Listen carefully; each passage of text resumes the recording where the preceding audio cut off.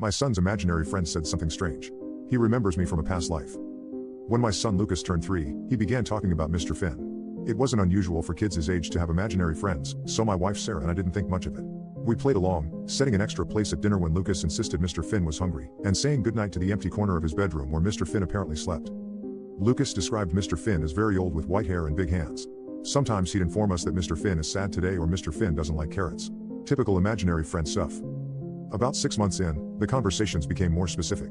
Lucas would tell us things like, Mr. Finn says you used to have a dog named Buddy, or Mr. Finn knows you broke your arm when you were little. Both statements were true, though I'd never mentioned my childhood dog to Lucas, and my broken arm happened when I was 10, long before I met Sarah. Kids pick up more than we realize, Sarah said when I pointed this out. You probably mentioned Buddy to someone while he was in the room. I agreed that was the logical explanation, though I couldn't recall ever discussing my childhood pet around Lucas. But things escalated about a month later, when Lucas came into the kitchen while I was making breakfast.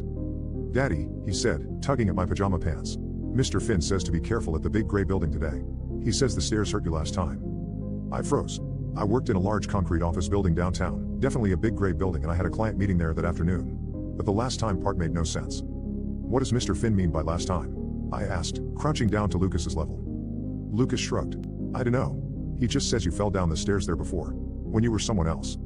That night, as I was tucking Lucas in, I asked him more about Mr. Finn. Where did Mr. Finn come from, Buddy? Lucas pointed to his closet. He lives there mostly. But sometimes he was here before. A long time ago. You mean before we moved in? We'd only been in this house for 2 years, having moved shortly before Lucas was born. No, Daddy. Before everything. He made a sweeping gesture with his little arms. Before I was me and you were you. What do you mean? Mr. Finn says everybody keeps coming back. Like in a big circle. He made a spinning motion with his finger. He says he knew you when you had a different face. I sat on the edge of his bed, trying to keep my expression neutral. And what else does Mr. Finn say about when I had a different face? He says you were a soldier. You had a uniform that was itchy. Lucas scratched his arms demonstratively. And you died when you fell down. My mouth went dry. My grandfather had been a soldier in World War II. He died falling down a ravine during a battle in France. I'd seen photos of him in uniform, but we'd never discussed my grandfather's military service or death with Lucas. He was too young for such topics. Does Mr. Finn talk about anyone else from before? I asked carefully. Lucas nodded sleepily. He says Mommy was there too. But her hair was yellow then. Sarah's hair was dark brown, but my grandmother, my grandfather's wife, had been blonde. Where is Mr. Finn now? I asked, looking around the room instinctively. He's right there. Lucas pointed to the rocking chair in the corner. He's watching us. I stared at the empty chair, a knot forming in my stomach.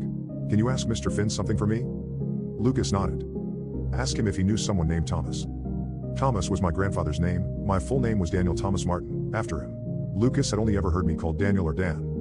Lucas tilted his head as if listening, then smiled. He says Thomas had a funny laugh. Like this. Lucas made a snorting sound, then giggled. My grandfather had indeed had a distinctive laugh with a snort. I'd heard it on an old home movie exactly once, years before Lucas was born.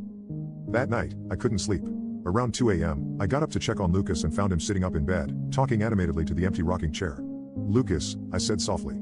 Who are you talking to? He turned to me, surprised. Mr. Finn. He was telling me about the time you and him went fishing and caught a fish this big. He stretched his arms wide. My grandfather and I had never gone fishing together. He died decades before I was born. But according to family stories, fishing was his favorite hobby. Does Mr. Finn know what happened to him? How he ended his last life? Lucas frowned, concentrating. He says he got very old and went to sleep. But before that, he was happy because he got to meet you when you were little. My great-grandfather, Thomas's father, had lived to 94 and died peacefully in his sleep. He had met me once, when I was a baby. The realization hit me like a physical blow. Mr. Finn wasn't pretending to be my grandfather. He was my great-grandfather, who had watched his son die in war, then lived long enough to see his great-grandson named in his son's honor. Lucas, I said, my voice shaking slightly. Does Mr. Finn have a first name?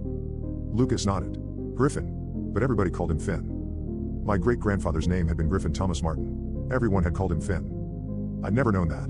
It wasn't a detail preserved in family stories or photos. My parents wouldn't have known to tell me. Only someone who had been alive then would know that nickname. Dad? Lucas's voice pulled me from my thoughts. Mr. Finn says not to be scared. He's just checking on us because that's what family does. I nodded, unable to speak past the lump in my throat. He says he has to go away for a while now, Lucas continued, yawning. He says he just wanted to make sure you were okay in this life. Lucas never mentioned Mr. Finn again after that night. When we asked about his friend, he looked confused, as if he couldn't quite remember who we were talking about. But sometimes, when I pass that rocking chair, I feel a presence, watchful, familiar. On those nights, I find myself saying goodnight to the empty corner of Lucas's room, just in case Mr. Finn is still checking in on his family.